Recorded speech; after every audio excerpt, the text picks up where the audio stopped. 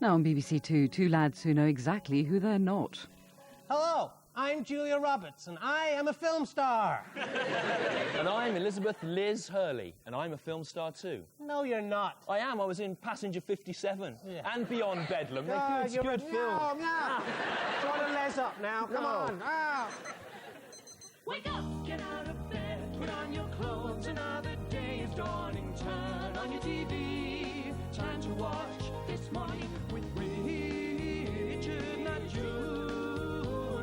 For better, not worse, it's live, not rehearsed. Made for no money, not for anybody. Welcome your hosts, and both Rich and Stu. They have no idea, so let's see how they do on This Morning with Richard,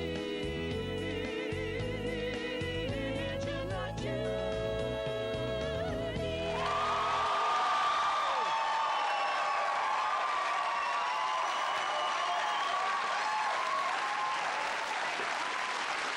Hello, I am Stewart Lee. And my name is what? My name is what? My name is what? My name is Can't be bothered with that. And coming up later in the show. At 12:25, we'll be looking at another of Channel 5's original pieces of programming, One Man and His Dog, where the one man is H from Steps, and his dog is a very hungry Rottweiler.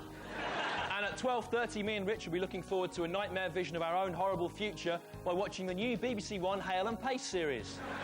No, my face! Pace has got my face, Stu. Think of the money, Norman. OK, at 12:40, we'll be sacking everyone at the BBC who has ever taken cocaine, leaving the station with a skeleton staff of 4 Aherd, Grandpa Flump, and 1 of the Blue Peter Cat.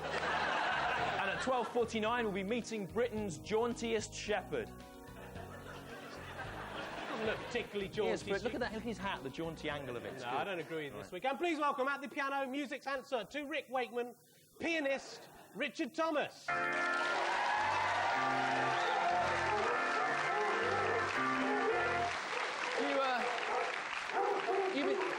You've been washing in gravy again, Richard, have you? Yeah.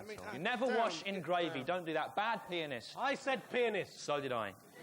What have you been up to this week, Stu? Well, this week I've been going into every newsagents in the UK and taking down all the copies of this month's FHM that I can find with the cover of Gail Porter's scrawny Kentucky Fried Chicken, bargain bucket breast, airbrush bum, newly hat photos, raptor fetus body, and drawing a yashmak on it like that. And then putting them back on the shelf. Put your clothes on, Gail. Spare yourself a shred of dignity and spare the nation in turn the sick-making sight of your wrinkly walnut bum. You look like a tiny naked child. There's something very strange about it, and I don't want to see it at the shops first thing in the morning. What were you thinking of? Get dressed, wear a yashmak, and then let's see if you still get off with the live and kicking job.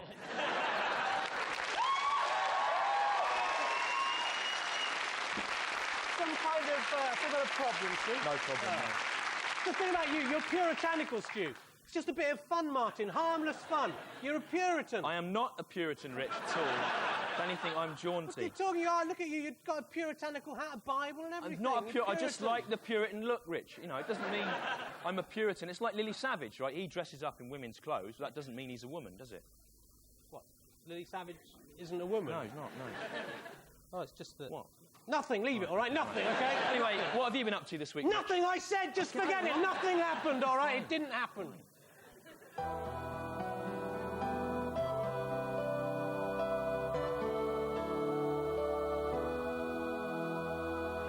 A young man came up to me the other day and said, "What will my friends say when I tell them that I am a Christian?"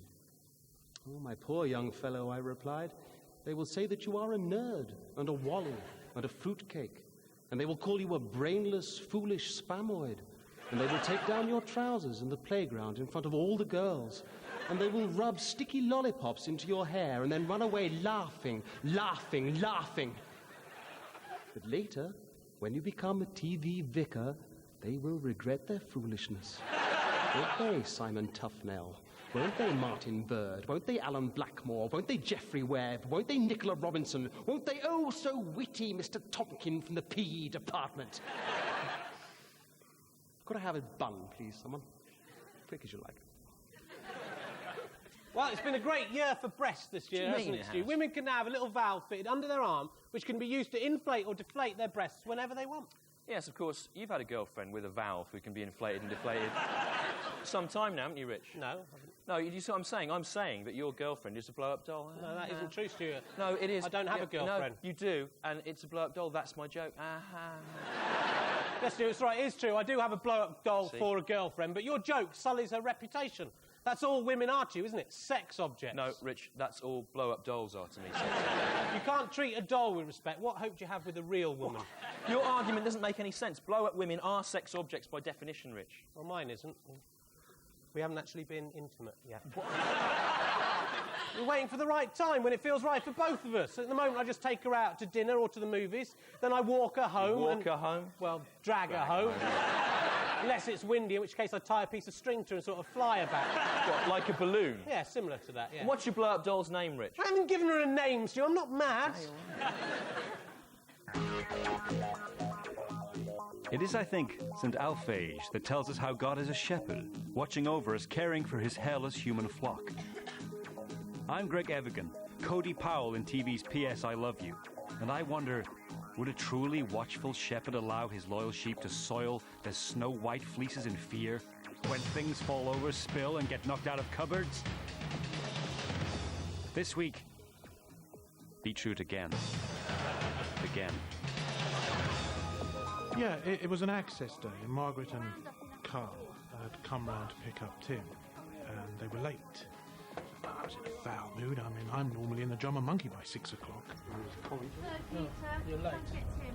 What time do you call this then? Tim, come on, love. Tim. Anyway, he starts having a go at me, saying, why aren't I wearing any trousers, you know? What's this thing? Stop. You're the farm tonight? Well, my arm started shaking. It's a stress-related thing. It shot my beetroot juice into old Carl's face.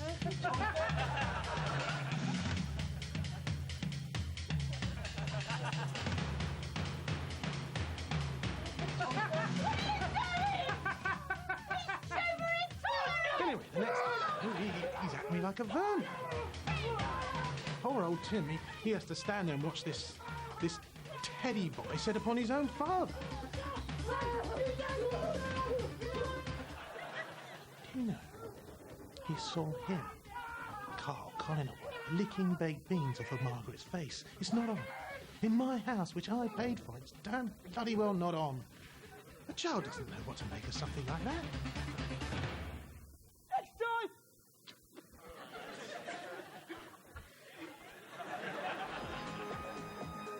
Things do not fall over, do not spill, do not get knocked out of cupboards. The power of Christ compels you.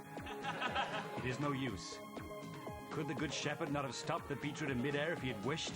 Yes, but he is contemptuous of his bleeding lambs, so he chooses to stand back and laugh when things get knocked over, spill, or fall out of cupboards. I'm Greg Evigan. Goodbye. I made this.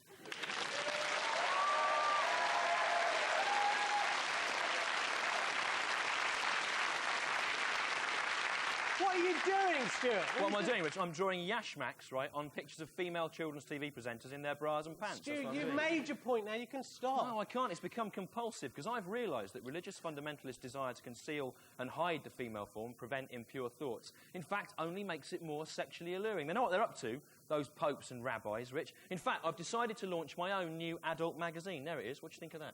Fully Clothed Women Monthly. That's right. Incorporating religious fundamentalist babes digest. That's right, Rich. 60 pages of fully dressed women, many of them wearing far more clothes than are strictly necessary, especially in hot countries. No one's going to buy this, Stu. I wonder, there's some good articles in it. There's one about Leslie Phillips. And cars, yeah. And now the aims for this week. Aim 1 is to try and ease the strain of full-time partying that has driven tragic it girl Tara Palmer-Tompkinson to collapse by getting her a really stressful job in a mine or a factory or just getting her a job. Aim 2 is to send Sean Connery to raise funds for the SNP in any country he can do the accent of. So, just Scotland then. Mainly right, Scotland. Okay. Aim 3 is to present a solid bronze award to everyone who worked on Channel 4's 11 o'clock show with the phrase, "Yeah, but Ali G was good, though."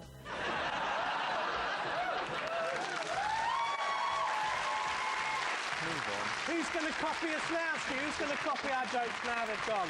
Aim 4 is to make it illegal for men to go around dressed up as women. What's your point there? Nothing, I've told you, nothing happened. And aim 5 is to make it law that Gail Porter must never be naked anywhere ever again, even in the bath, and must always be wearing at least a minimum of 10 cardigans.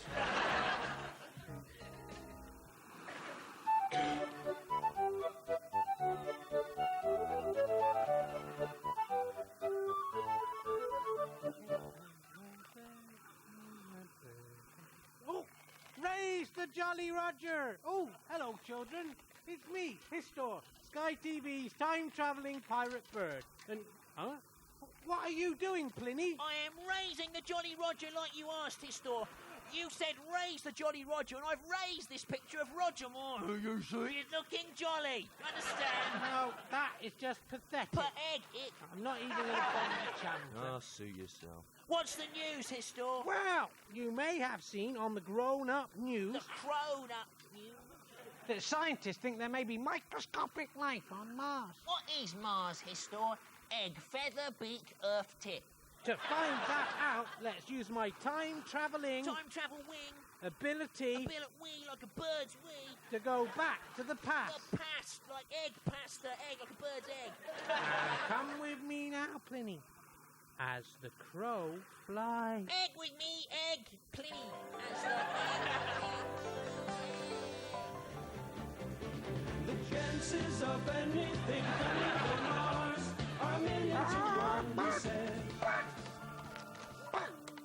What place is this, Histor? This is Mars, Pliny, the red planet. The red gannet, like a bird, the gannet. And who is that man coming there, Histor? That, Pliny, is no one. There is no one there. The chances of anything coming from Mars are 1,000,000 to 1. A billion, like a bird's bill. 2 hen, like a hen. I hate hens. But what are we going to do, Histor? Normally, our adventures in time and space involve us getting into a brief philosophical dialogue with some third party who we meet at our chosen destination. I know that, Pliny. I deliberately came here to planet Mars because it's quiet and secluded.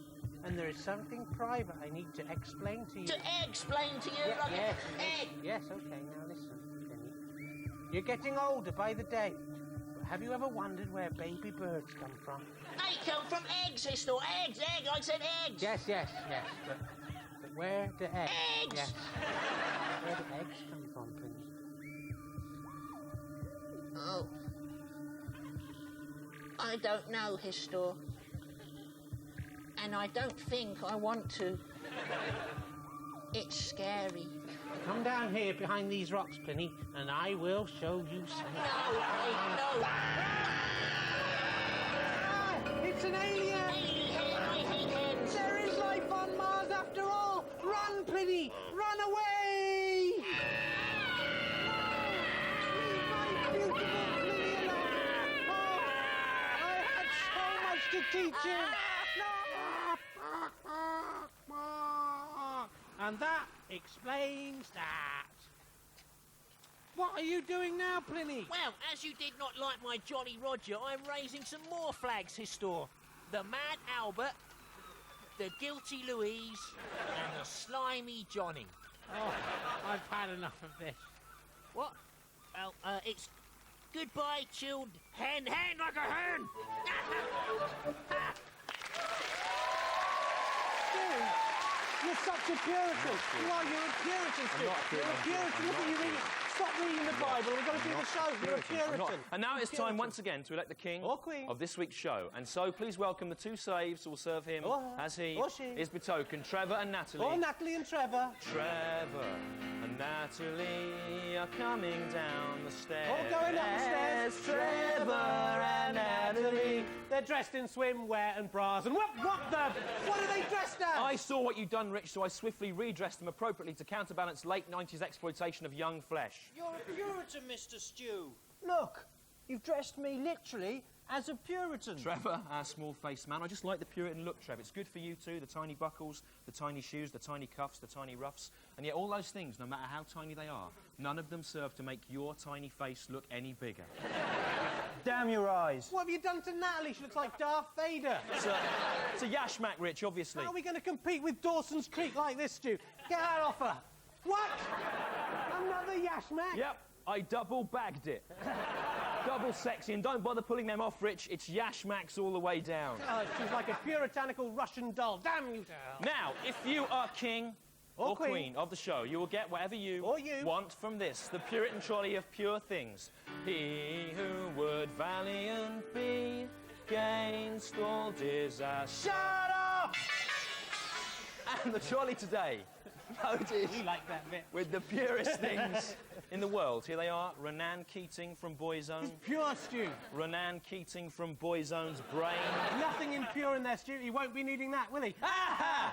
And here, Renan Keating from Boyzone's underwear. Pure and bright like the light of heaven. And look, Stu, Renan Keating from Boyzone's wee, Stu. So Look. pure, it makes Malvern water look like the sea around Sellafield. Wow, I was blind and now I can see.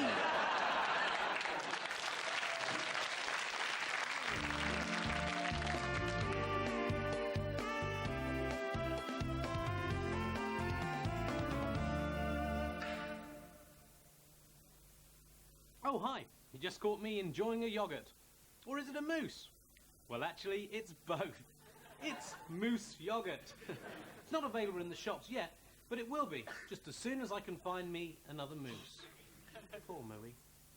Now, a lot of people have been writing in saying they're bored of drinking milk out of glasses or bottles, or even direct from the animal itself. And do I have any more interesting suggestions?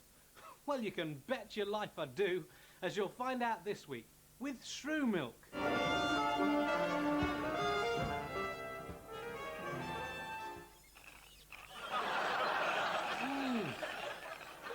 How's about this for milk on the go? Delicious and fun. And when the shrews run dry, just stick in another. My shrew hat makes me the life and soul of any party. Just don't make the mistake I did and lend your hat to Richard Gere and Neil Tennant. The milk never tasted the same again. Shrew milk, 10 out of 10. There'll always be milk.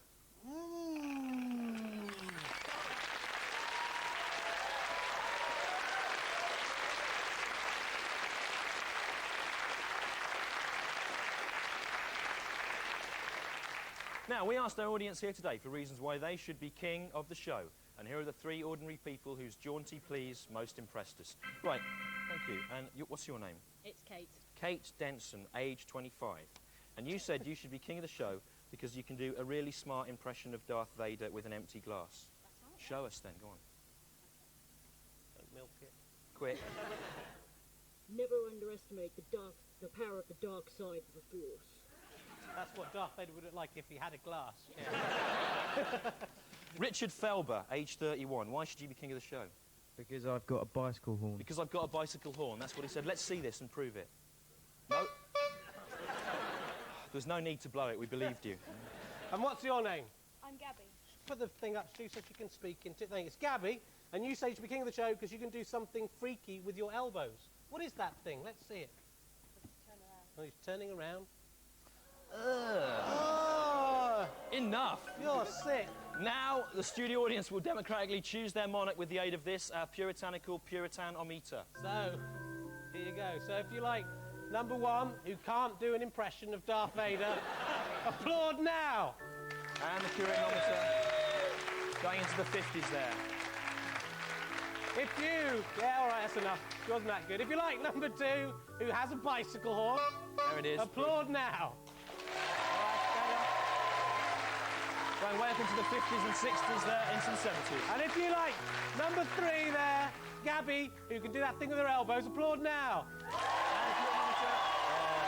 Queen Gabby, you're the winner. Crown the queen, take the fools away. Crown the king.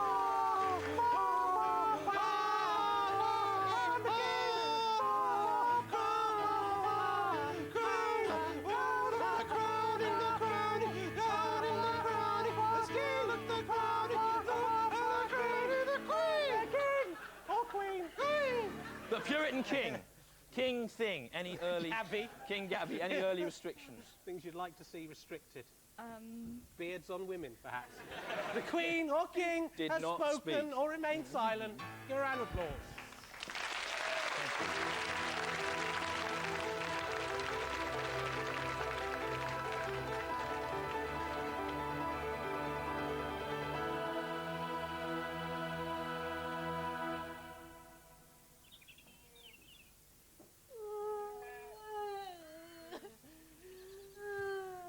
Fear not, Martha.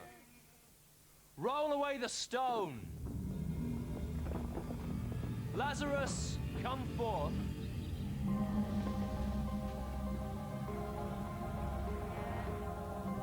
Unwrap him now.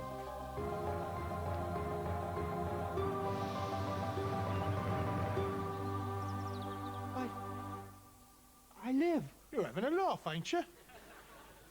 Something the matter, Lazarus? Oh, Well, thanks for raising me up from the dead and all, but I was just wondering, am I, like, immortal now then?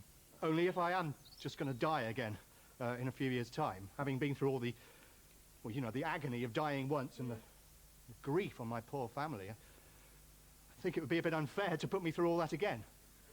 Ah, Lazarus, my poor fool. Do you not see? Ah. No, what? He who believes in me, though he dies, yet will he live. Ah. What, literally? Ah. No, not art. Will I literally live again, though I be dead? Will I actually be alive? No. You know, No, forget art. I mean, I was in heaven, paradise. Now I'm back in stinking biblical times. Hello? Ah. No, not art. Look, you've come down here without being asked, and you've raised me up from the dead like a Dracula. Ah. No, not art. Look, 1 minute, I'm in there all stiff. Yeah, stiff. Don't laugh, No, he's got a point, Jesus. I mean, I've already splashed out for one funeral for him. I mean, who's going to pay for the next one? Ah. No, forget art. Look, listen to the question, eh? Who is going to pay for the funeral? Are you going to pay? Well. Are you going to pay? Well, I don't believe in material wealth. Don't believe in material wealth? Oh, well, that's very convenient, isn't it, Mr. Hosanna, hey, Zanna, Zanna, Zanna, ho. Yes, look, I've come here, right, and I've raised you from the dead, and you're just throwing it back in my face. You were just showing off. Yes, you're just trying to prove some obscure philosophical point that could just as easily have been demonstrated with a parable or, I don't know, puppets or lilies or something. Oh, clear off. All right, I'll go then. Good. Take your filthy disciples with you. I'll get my dad on you. Yeah. Oh, let's see. You might want to think about changing. Yeah, you're right. He's doing it too good. Maybe a bath.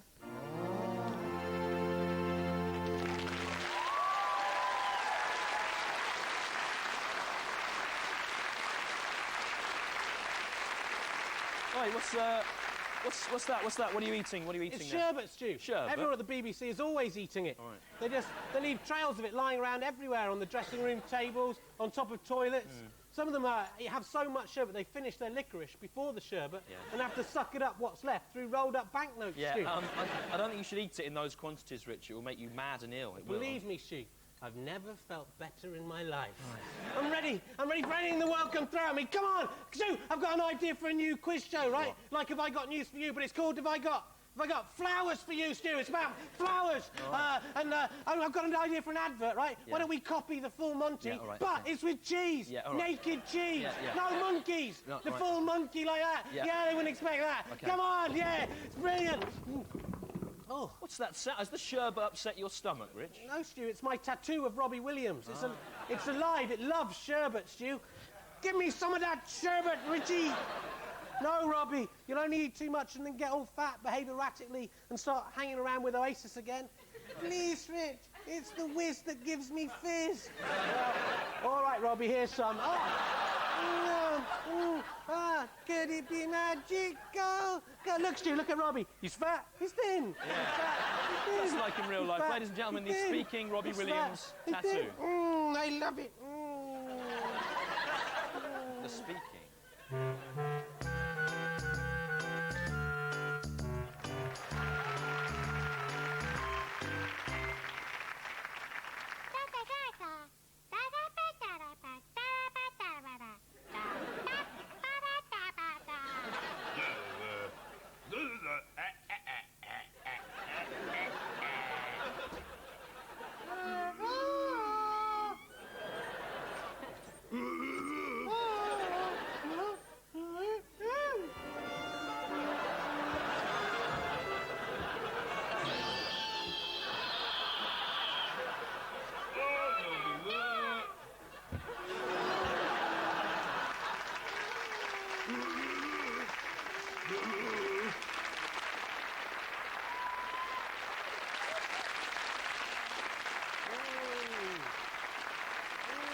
Can't wait till the end of the show, Stu. Got my girlfriend waiting for me out in the car.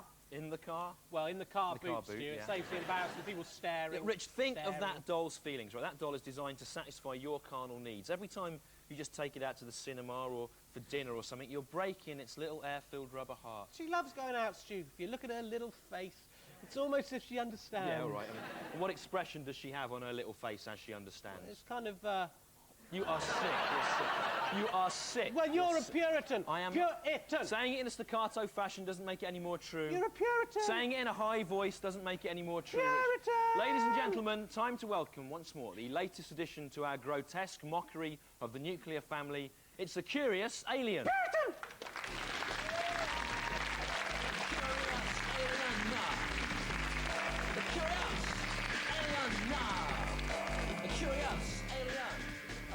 Hello, the curious alien.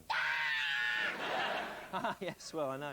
This is no good, Stu. It's just not as good as the Curious Orange. It's good. I miss him, that's all. We want him back, don't we, everyone? No, this is really good, honestly. It isn't. It is. It isn't. You can't understand a word it's saying, Stu. You can, Rich. You just have to listen like Matthew Corbett with Sooty. That's what it's like. OK, go on, the curious alien. Tell us, what have you been curious about this week? Yep. This week, Mr. Stew. Yeah. Yeah. I'm very curious about this little conundrum. He's curious about the extent to which his appearance infringes the copyright owned on the H.R. Geiger design of Aliens. Isn't that what's curious, isn't it, from the Alien And film? what's the answer, Stu? Oh, the answer is it doesn't, as you've been very carefully designed by Colin Mapson to be ever so slightly different to the other alien. I know it hardly seems any different, but I'm advised it would stand up in a court of entertainment law. Because, you know, curious alien, there isn't another creature like you in the world, you know? Nothing like you in the whole universe. Yes, curious alien, there's only you. Yep. No mother. And no father. You're one of a kind, you are, one of a kind.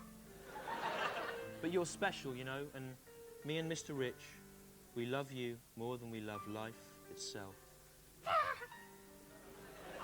I don't. I think he's rubbish.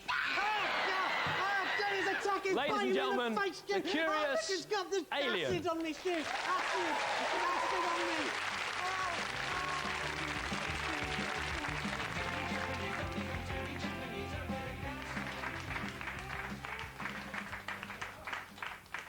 Ladies and gentlemen, Charles and myself... Well, good evening, ladies and gentlemen. ...shall now perform for you a medley of hits of the 70s. Take it away, yes. Well, basically, our act was we'd come on stage and we'd sing punk rock songs of the day in a sort of Noel Coward way. That was basically it, really. Oh, I am an anarchist. I am an antichrist. I know what I want, but I know how to get it. I want to destroy passers-by. I want to be anarchy. And that's jazz. I can't say that I personally look back on that period with any particular pride. Well, I thought it was quite good. It was quite good, but it wasn't particularly sophisticated. Yes, I know, but I think you began to ignore the entire kind of political agenda behind it. I was perfectly aware of the agenda, Ian. It was simply an agenda that I didn't particularly agree with. At the end of the day, they were Well, just... I think that actually the audience began to realise that towards the end. The audience yes. began to realise that they were just silly songs and that we were having a laugh. And yes, it provided some entertainment, and that was it. It wasn't high art. The revolution will begin Friday at tea time. Come dressed for rioting. Good No night. more heroes anymore. No more heroes anymore. No more heroes anymore. No heroes. There's a kind of degree of avant-gardism, if you'd like, that I think was just not replicated since or before. It's avant-gardism? Well, of course. Doing punk rock songs in an old coward way? It wasn't just that. I thought that we were being ironic. We were actually taking the avant-garde and we were actually doing something sophisticated and witty with it, supposedly, which in itself is a nice idea, and yes, it was Well, entertaining. anyway, finished, and you've had 15 years of rep, and I hope you enjoyed them.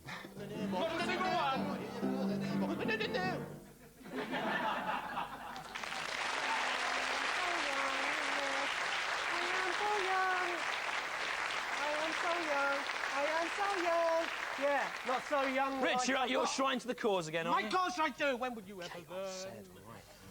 Have you been messing around in my cause shrine, Stu? No. You have, Stu. Someone's put yash marks all over the course. I didn't do it. I didn't do it. You did. It's been ruined. You've ruined Your my shrine was ruined anyway, Rich. You've been scribbling all over the bloke from the cause. The man caused you. Call him by his all name. Actually, I'm taking my inflatable girlfriend to see the cause this week, Steve. Oh, yeah? Their Celtoid fusion of soft rock and trip-hop beats would probably appeal to someone whose head is full of air. Very rude. I'm hoping Andrea will see me in the audience with the inflatable doll and be filled with jealousy and agree to go out with me. Yeah, women are always very attracted to short, ugly men who drag blow-up dolls with them everywhere they go. Work for Mick Hucknall, Stu. What does that mean? None of those things apply to Mick Hucknall, is it? They lost, Stu. Well, that's all that matters. doesn't make any sense. That's what I'm here for. That's what I crave. That laughter, make any Stu. sense. Feed me. Doesn't make any sense. Feed me, please, or else.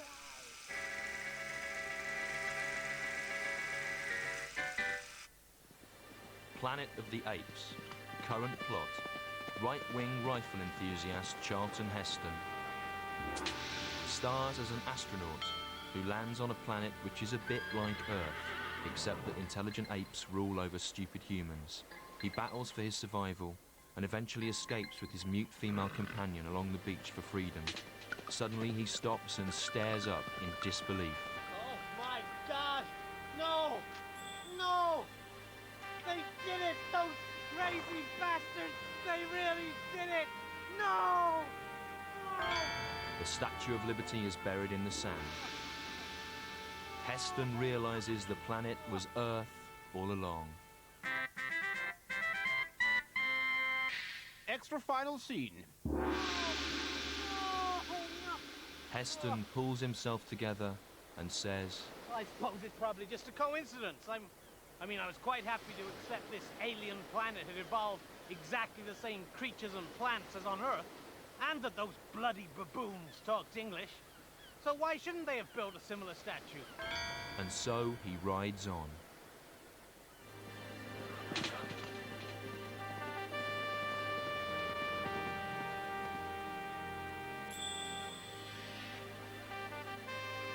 Coincidence.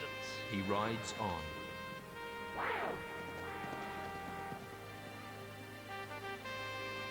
Serendipity. He rides on.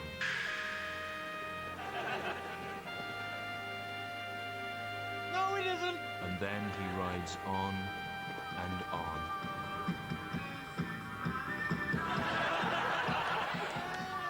And it is his refusal to accept incontrovertible evidence that later lands Heston the job of spokesman of the American National Rifle Association. That's right. Ian Lee, you are. You are Ian Lee. Stuck it at Charlton Heston. Wait. Was that your girlfriend on the back of that horse in that film? Yes, you. I told her I'd get her on TV. I expect she'll show her gratitude tonight in her own special way. Oh, you're sick. You're sick. There weren't any cows on the Planet of the Apes, were there? No, there weren't any cows, no. There were horses, but no cows. Yeah, no cows, no. So where do you think the apes got their milk from, I don't Stu? know, Rich, where that came That'd be from. a much more frightening film if you asked me. The Planet of the No Milk. Yeah. Except maybe horse's milk. And ape milk as well. They wouldn't drink their own, Stu. Okay. I know, I've tried to make them. They just spit it back in your face, the bloody baboons. Ah, you're sick. So, will there come a day when apes will rule over men, forcing us to do their monkey will? I, for one, hope so.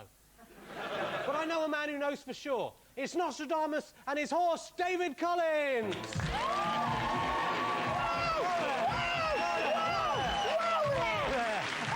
Hello there, Nostradamus. Hello, Rick. Whoa there. He's flighty today, isn't he? Oh, he's very flighty. He must have been spooked. No, I don't.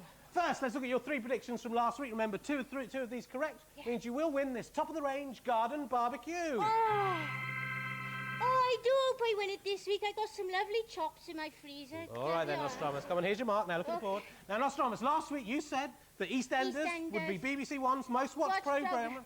The news said... Correct! What a great It start happens every week. It happens at... Stu, why are you so sceptical about Nostradamus' ability? Because you make it easy for him, because you obviously fancy him. That is why. Don't be stupid, Stu. Nostradamus is a man. Yes, I am a man. And the Holy Bible tells us that our love between us would be wrong. How can something that feels so right be wrong? No, it can't be. Second, you said that York City would lose 3-1 to Bournemouth. The news said... No, No, in fact, they only lost 1-0. So that's another Chinese burn for you. Your legs are a long way back today, Nostradamus.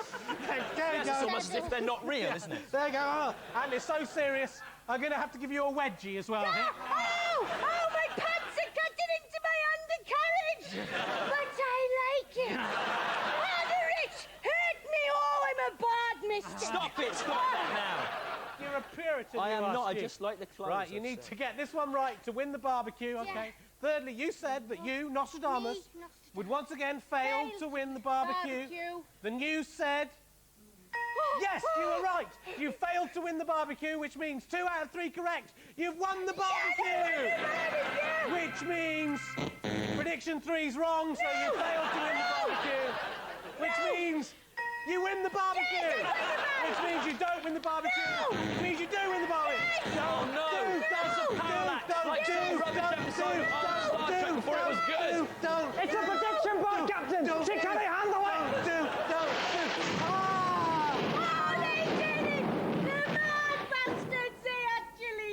Looks like you're right then. You didn't win the barbecue. Ha ha! Well, can I have the fence as a consolation? The fence is not on offer. All right, never mind, Nostradamus. There's always next week. What are your predictions for next week? Prediction number 1.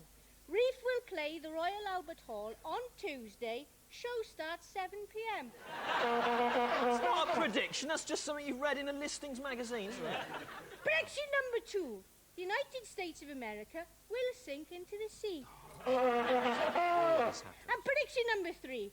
Richard Herring and myself should share a lingering kiss and then go back to my place for sausage for my loving you barbecue.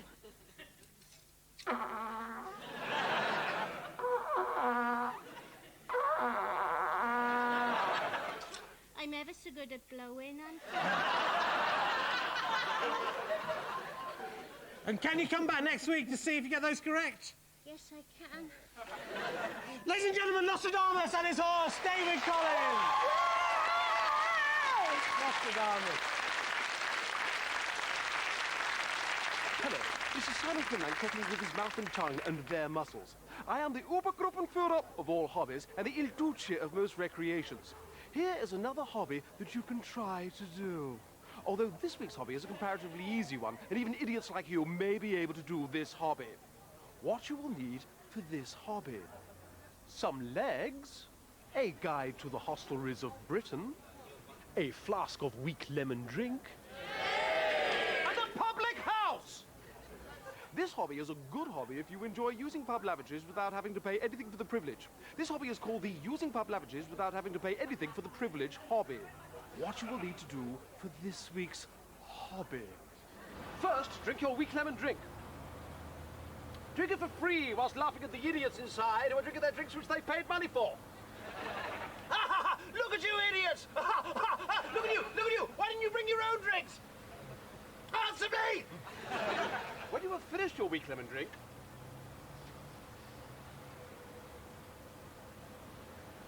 you must wait for the call of nature.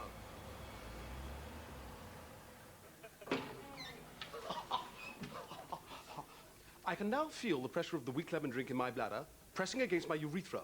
It is now time to use the pub lavatory. However, you must go stealthily, my hobby acolytes, for if the pub landlord catches you using his lavatory without paying anything for the privilege, he may well eject you from his pub. I have sneaked into the pub lavatory without paying anything at all for the privilege. Now, all I have to do is excrete my weak lemon drink, and then I can cross off the Swan pub from my guide to the hostelries of Britain. Excuse me, sir. Have you purchased a drink, Mr. Stevenson? Yes, I want some weak lemon drink. No, not from my part, you didn't, Quinlan. Get out of it, come on. But you don't understand, I have to excrete my weak lemon drink. It is my hobby. I need you rubbish. You bar! You get out! Get out, Quinlan! Nonsense. This hobby is a good hobby, as long as you don't get caught by the bullet-headed bully landlord. I need to go. Goodbye.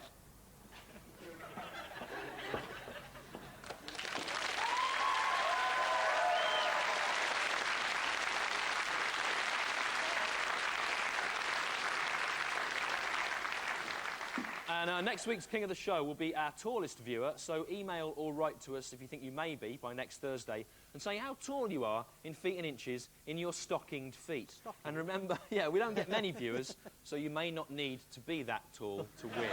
Stop eating that sherbet. That's Stop it, Stu, that's it, I've finished. That's my last sherbet I'm ever going to have. That's it, no more. Not today, not this week, not never. OK, right, good. Now, in the news this week, you may have... Stu, Yeah? you haven't got any sherbet, have you? No, you just...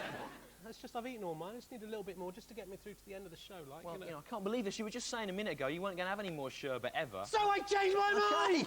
A man's allowed to change his mind, you see? OK, well, you know... Oh, for God's sake, you're such a Puritan. not You're puritanical, you are. puritanical. Come on, Stu, please. I only want a little bit. No. I hate you!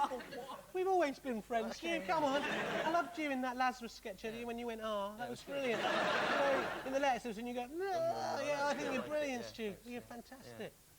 So, can I have some sherbet? I haven't got any sherbet. Oh, well, screw you! Right. Screw you and your hat! I don't care about you. I've got other friends, you know, like that bloke there, Ian Pitch Shifter. He's my friend. Give me some Okay. Give me some sherbet. God, I know you've got And now some. this. Look at Now your this. beard. You must have some. Look at this. Look at that. You've definitely got...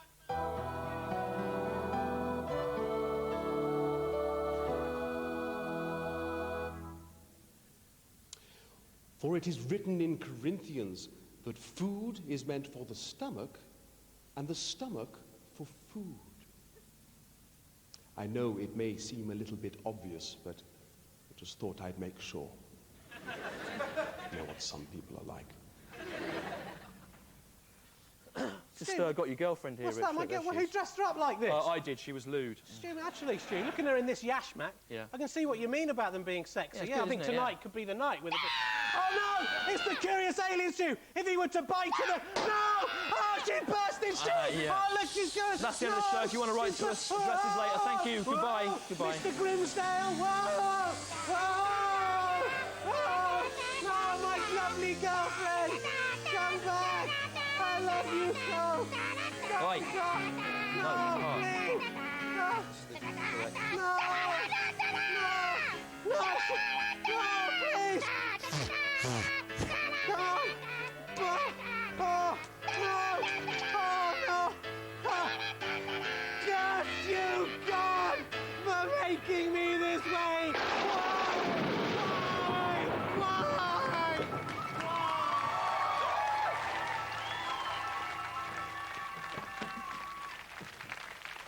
Anything, please.